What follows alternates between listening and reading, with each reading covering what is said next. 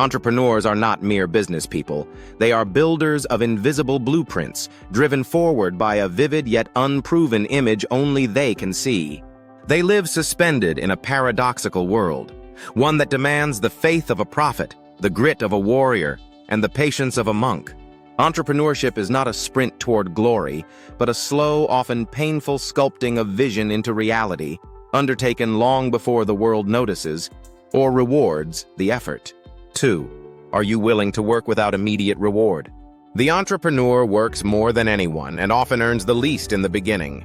They forego salaries, sleep, and sometimes even stability, enduring years of uncertain output for gains that may only materialize after countless sacrifices. Sarah Blakely, founder of Spanx, spent years selling fax machines door to door while developing her prototype. She invested her personal savings of $5,000, wrote her own patent application, and cold-called manufacturers while facing constant rejection. Today, she's a billionaire and one of the youngest self-made women in history. 3.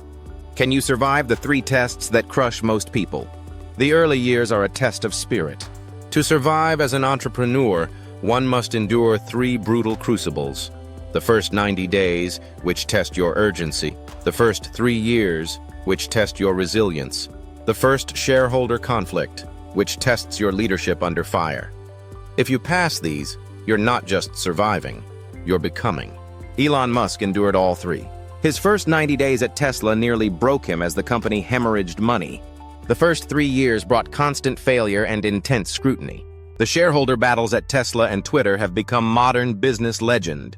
Yet Musk remains at the helm, polarizing but undeniably enduring. 4. What kind of entrepreneur are you, really? Not all founders are the same. Which one are you? There are 3 fundamental archetypes of entrepreneurs, each driven by different motivations, but united by a common fire. The DNA entrepreneur, born from a lineage of builders. Donald Trump, controversial as he may be, expanded his family's real estate empire into media and politics. Generational access gave him a runway, but building and sustaining it required strategic maneuvering.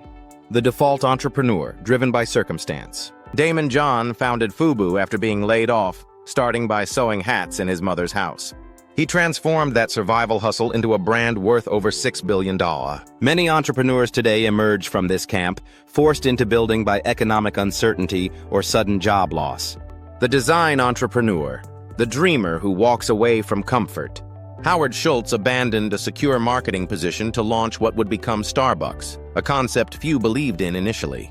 Steve Jobs, after being fired from Apple, created Next before returning to transform Apple into one of the world's most valuable companies. These entrepreneurs deliberately embrace risk, not because they must, but because they cannot ignore their calling. 5. When failure comes, and it will you adapt or die? Every entrepreneur faces a binary fate: fail and complain, or fail and pivot. The former become cautionary tales, the latter case studies in resilience. Reid Hoffman, LinkedIn's founder, initially failed with his first social network, SocialNet. Rather than surrendering, he pivoted, learned, and created one of the world's most powerful professional platforms. For him, failure was a step, not a destination. 6. Can you win the civil war inside your own mind? Entrepreneurs live constantly between 2 opposing minds. One resists uncertainty, craves predictability, and begs for safety.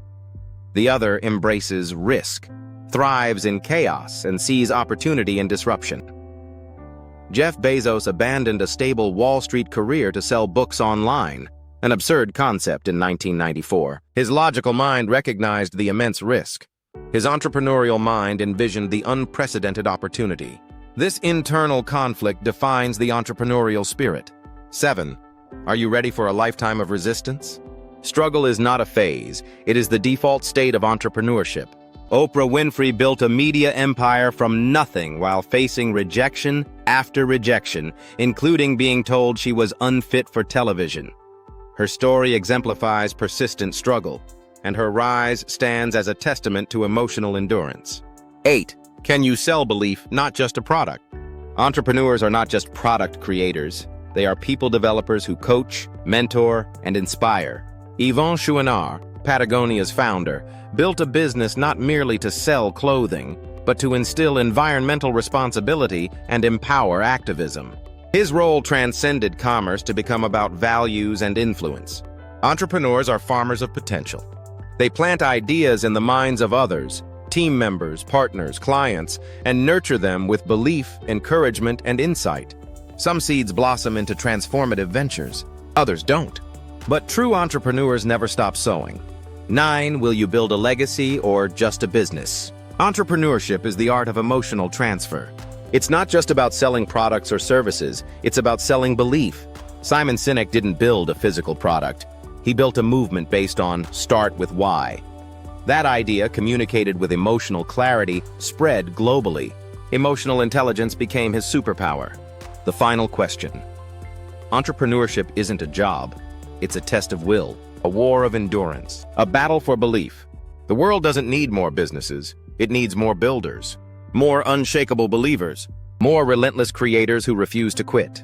The entrepreneur presses forward, driven by a dream only they can see, weathering storms few will remember, and inspiring lives in ways no one can forget. Are you one of them? Or will you look back someday and wonder, what if I hadn't given up? The choice is yours. What will you do?